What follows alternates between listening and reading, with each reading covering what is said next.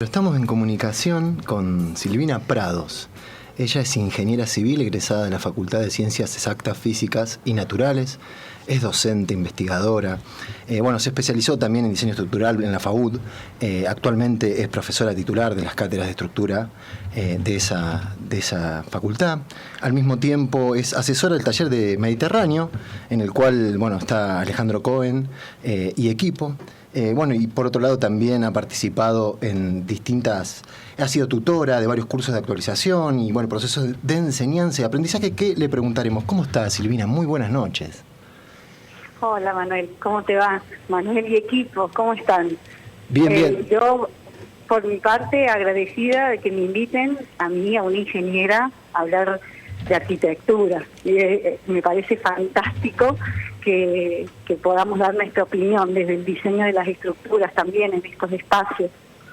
Así que muchas gracias por la invitación. No, gracias a vos. Incluso, vos sabés, te voy a contar una cosa, quizá para después, que va en relación a la pregunta. A veces uno supone cosas que uno supone que, no sé, con mi vecino, hablando el otro día, juntaba hojas y le comenté que las tiraba, que podía ser tierra. ¿Qué se hace tierra? Y a veces uno supone que uno conoce cuestiones que son elementales y no.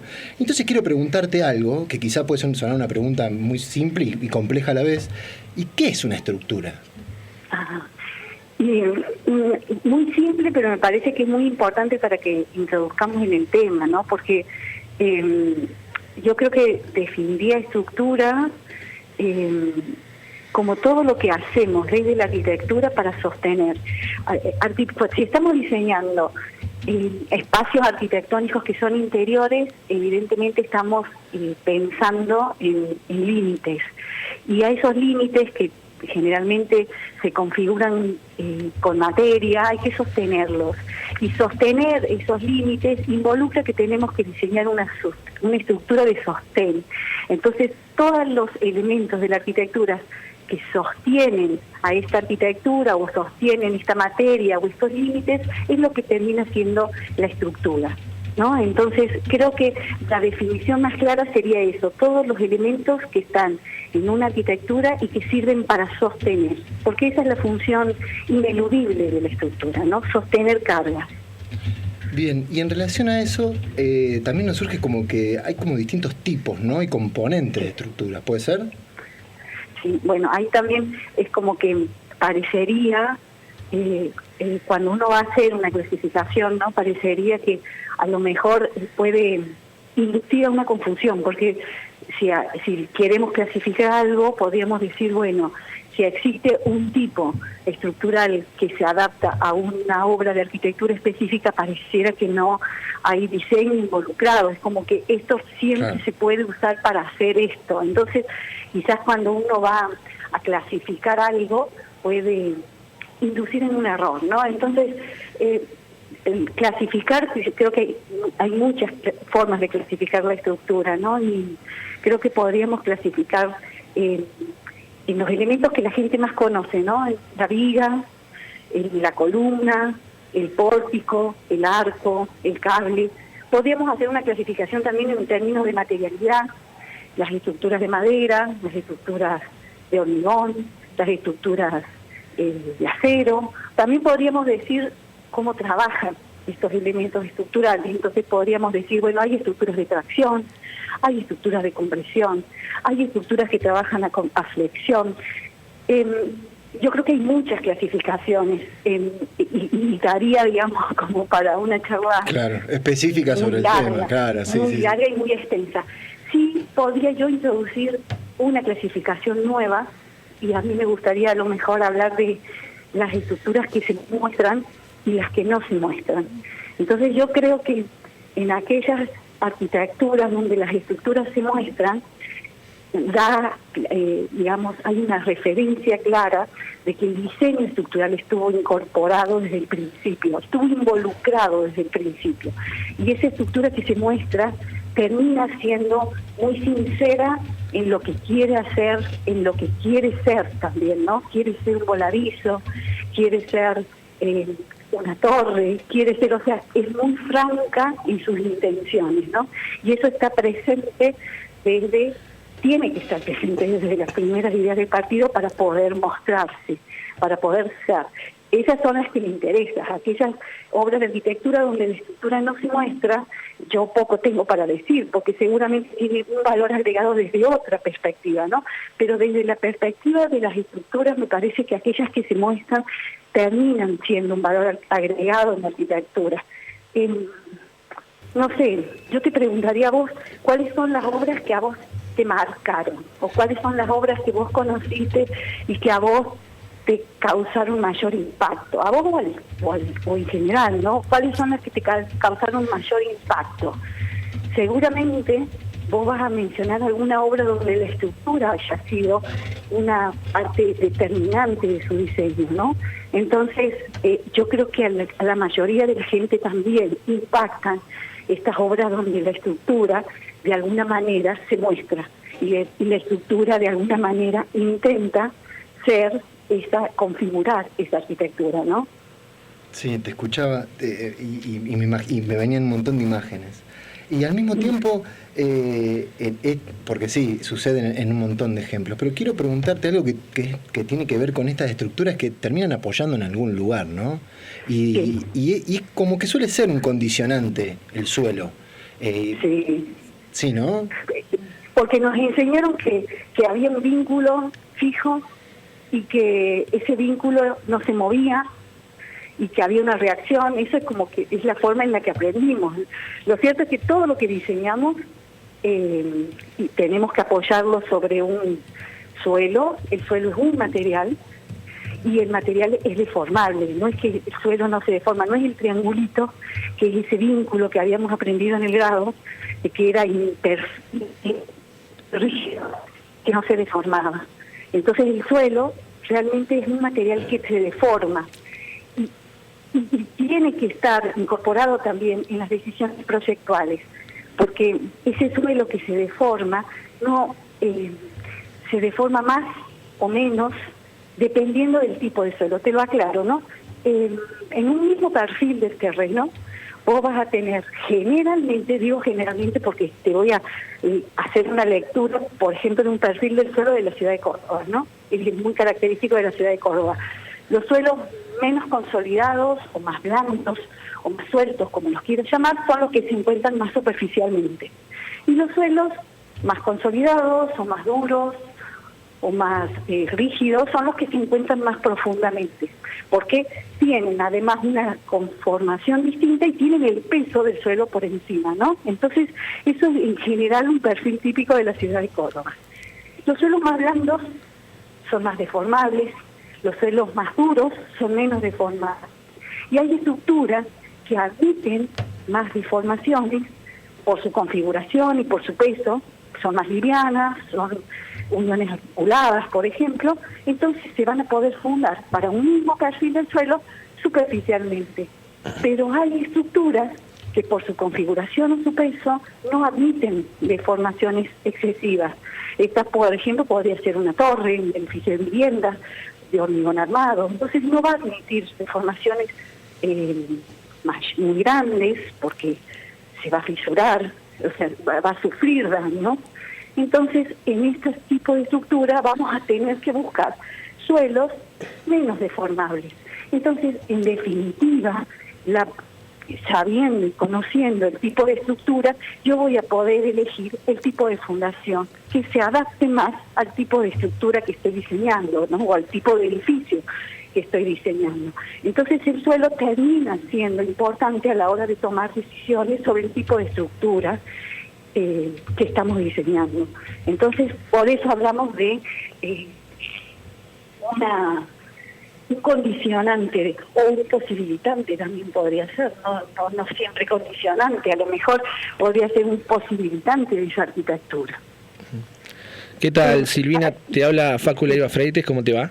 Hola Facu, ¿cómo te va? ¿Cómo estás? Un gusto saludarte. Hablabas un poco por la pregunta de Manu, ¿no? De los terrenos y cómo influye o cuánto influye en la composición el material que se utiliza en el armado de una estructura. El material influye desde la resistencia, creería yo, ¿no? No todos los materiales son igual de resistentes, por eso creo que influye en la resistencia. Si nosotros necesitamos densificar o tener cargas mayores, seguramente vamos a necesitar materiales más resistentes, ¿no? Y si tenemos que hacer estructuras más livianas, entonces vamos a poder usar materiales menos resistentes. Es como que el abanico se abre un poco más, ¿no? Porque tenemos muchas más soluciones para resolverlo. Por ejemplo, ¿no? Si estás haciendo un edificio en altura, seguramente vas a pensar en hormigón armado, porque el hormigón armado de alguna manera te garantiza la resistencia que estás necesitando.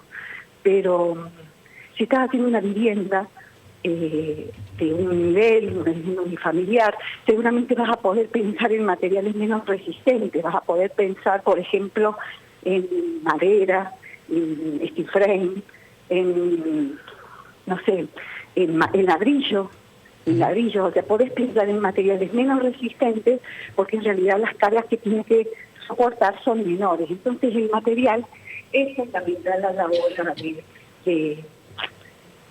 a la hora de pensar en estas estructuras resistentes, ¿no? Pero porque ya entra en juego la resistencia del material y está en función directa con la magnitud de las cargas que tiene que resistir ese material. Porque si no tendría secciones inmensas para resistir esas acciones. Termina siendo como una cuestión de peso. Claro, termina, no, pero sí. Y me gustaría preguntarte, porque siempre hablamos como de esto del sismo resistente. Es un balance, ¿no? Es un balance, ¿no? Entre lo que puedo resistir y lo que puedo demandar. Entonces como que vas buscando el balance entre la resistencia y la demanda, ¿no? Sí, y en relación a eso te quería preguntar, porque muchas veces uno escucha esto de estructuras sismorresistentes, ¿no? Tenemos como una situación topográfica particular, con una... Por eso me gustaría consultarte a vos, ¿por qué en Córdoba puntualmente tenemos que hacer este tipo de estructuras sismorresistentes? Bueno, Córdoba estamos, digamos, en una zonificación que tiene una peligrosidad sísmica baja. Nosotros estamos zonificados porque estamos más próximos a una junta sísmica, que es la junta que se da entre la placa continental americana y la placa de Nazca, ¿no? Entonces una junta que está más próxima al límite de Chile. Entonces nosotros estamos influenciados por esa cercanía a esa placa, y entonces tenemos, digamos, cierta peligrosidad sísmica donde estamos ubicados. El sismo es, o los terremotos, como la gente lo conoce, es un movimiento del suelo caótico. Uno puede ser instantáneo, puede ser en una dirección, en la otra dirección, pero en realidad lo cierto es que el suelo se mueve y nuestras estructuras están tomadas de ese suelo. Entonces, al tomarse el suelo, la estructura se va a deformar. Entonces, las estructuras tienen que resistir también ese movimiento caótico que les produce el terremoto en sus bases, ¿no? Y bueno, y esa es la estructura sismorresistente, aquellas edificaciones que tienen una estructura que son capaces de resistir a estas acciones o estas consecuencias que le produce el movimiento caótico del terreno. Pero no es que la estructura, y está muy bien la pregunta que hace, no es que la estructura impide el sismo, o no es antisísmica, como se escucha en algunas partes, sino que la estructura resiste el sismo, ¿no? Y con el objetivo de poder permanecer en pie hasta que esta excitación termine, ¿no? Para garantizar el refugio de las personas. La arquitectura debe ser un refugio para la gente, ¿no? Entonces tenemos que permanecer en pie hasta que esto pase, para que podamos garantizar la sobrevida, la supervivencia de la gente que la habita, ¿no? Entonces eso es la estructura sismorresistente. Sin duda, en este tipo de estructuras el diseño es lo que incluye fundamentalmente en el comportamiento de estas estructuras, ¿no? Entonces es el diseñador el que va a garantizar que el comportamiento sea más seguro o menos seguro para la gente que la habita. En ese sentido, ¿se realizan algún tipo de análisis del comportamiento estructural o algo así? Análisis no, yo creo que es como todo proceso de diseño, ¿no? En un proceso de diseño uno siempre propone algo, después elabora un modelo, un simulacro, en este caso hay programas de cálculo que permiten elaborar un modelo matemático, elabora un modelo, evalúa el comportamiento y después de evaluar ese comportamiento, hace una valoración si le parece seguro o no, si tiene mayores riesgos o no, y es un ida y vuelta. Entonces, si no funciona o si no lo deja atrás, vuelve a empezar nuevamente, pero parte o arranca el proceso definiendo algo o tomando una primera decisión. Esa primera decisión es la tarea del diseñador, ¿no? Y esas decisiones son fundamentales. Entonces, siempre el proceso de diseño es cíclico, o sea, uno propone, verifica, y si no funciona, vuelve a arrancar y vuelve a verificar. Entonces, el diseñador lo que hace es propone planos resistentes, propone estructuras para soportar esta acción que produce el sismo y verifica que el comportamiento de la estructura sea seguro, y si no funciona o si es insuficiente, se deforma demasiado, entonces vuelve a proponer una nueva distribución de la estructura o a reforzar la que pensó inicialmente. Entonces, como involucra un proceso de diseño, ¿no? Entonces, es fundamental la rigidez, la composición, la distribución de los planos resistentes verticales para que la estructura sea sismo resistente y segura, pero también es fundamental la configuración del diafragma rígido, pero también es fundamental cómo se construyen estas estructuras, porque más allá de cómo las diseñamos, la estructura se va a terminar comportando como las construyamos. Entonces es importante que todo el proceso esté involucrado, desde la idea, el cálculo y la construcción, ¿no? Por ejemplo, no te doy un ejemplo claro para ver si se termina de entender la idea. Estamos todos muy ¿Cómo? No, exactamente, sí. Sí. Perdón, ¿se cortó? No, para nada, te estábamos escuchando atentamente.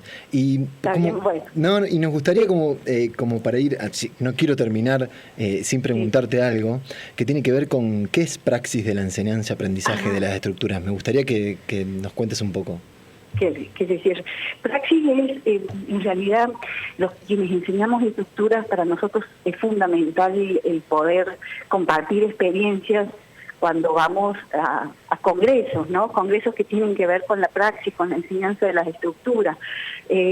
Praxis es un blog que lo inició un grupo de docentes de aquí de la Facultad de Arquitectura, que el ingeniero Macet, la arquitecta Sara Bonaraski, la arquitecta María Carmen Fernández Ahí y el ingeniero Alberto Elicabe, donde intentaba hacer un blog permanente para que todos los docentes puedan compartir prácticas referidas a la enseñanza de las estructuras en arquitectura o en las carreras de arquitectura, puedan compartir esas experiencias e incluso nutrirse de las experiencias que el resto comparte, ¿no? Yo a ese proyecto me incorporé recién hace 4 o 5 años, o sea, hace muy poco que estoy incorporada a ese proyecto, pero era un medio de difundir, una forma de difundir las prácticas que nosotros